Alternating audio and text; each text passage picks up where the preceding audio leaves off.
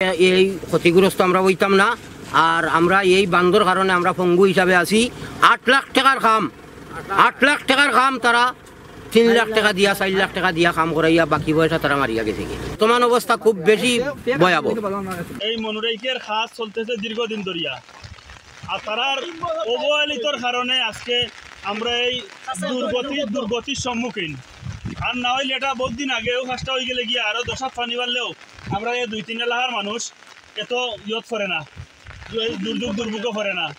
কিন্তু আমরা আজকে এই যানবাহন, এই গরু ছাগল আস মুলুক ক্ষেত মানুষের ঘর বাড়ি রক্ষা করতে গিয়া আজকে 50-60 জন মানুষের কালকে রাত্রে কি এখানে কাজ করতেছে, কিন্তু কোনো আবদা অফিসের কোনো মানুষে এখন পর্যন্ত একটা খবরই নিল না। আমরা ফোন তো দিলাম আমরা ওয়ার্ডের মেম্বার হলো, কিন্তু তারা এখন থানা আইসে না, কোনো খবরও নিছে না।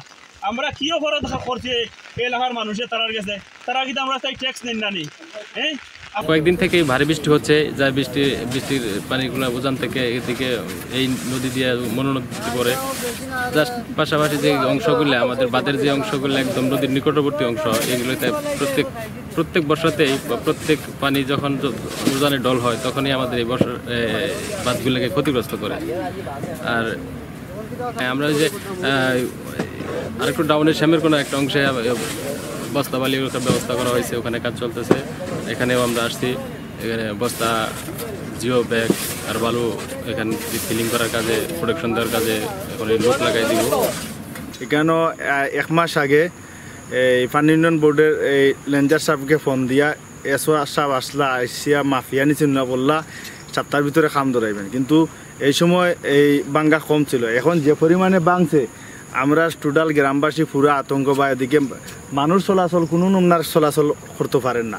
এখন যে পরিমাণে গাঙ্গো পানি বাড়ে সেই পরিমাণে যদি আজকে আরও রাত্রে পানি বাড়ে তাহলে আমরা টোটাল এই গ্রামটা একবারে পানিয়ে তলি যাব কি। আর এই যে এন 10,000 বর্গ এই কিয়ার ক্ষেত আছে, এই ক্ষেতগুলা তলিয়ে যাব, এতে আমরা অনেক ক্ষতিগ্রস্ত। আর সামনে একটা বাঙ্গা আছে রবার ফ্যাক্টরির সামনে, এখানেও আংশিক কাজ হয়েছিল, এই বাঙ্গাটাও ভাঙে গেছে। বারবার 3বারই এই বাঙ্গাটা গাং ফানি বাড়ার কারণে 3বার বান্ধার পরিকল্পনা নিয়ে বান্ধা হয়েছে না, এই যার কারণে আজকে আমরা বাজারহাটে যাইতে পারছি না, মানুষ চলাচল বন্ধ। আমরা খুব কষ্টের দিন চলে। 50 বছরের ওয়ারেন্টি আর বাহারি ডিজাইনের মোস্তফা ইউপিভিসি ডোর, কাটিয়ে দিন নিশ্চিন্তে 50 বছর। Mostafa uPVC door, excellence with durability. 3-4 বার হইয়া আসছে, আমরা আতঙ্ক বলতে অনেক আতঙ্ক। এই রাস্তাঘাট লইয়া তো আমরা চলাফেরা করতে পারি না। আমরা যে কষ্টে বাল লইয়া যাই বাজারহাট করি, আমরা স্কুলেও যেতে পারে না।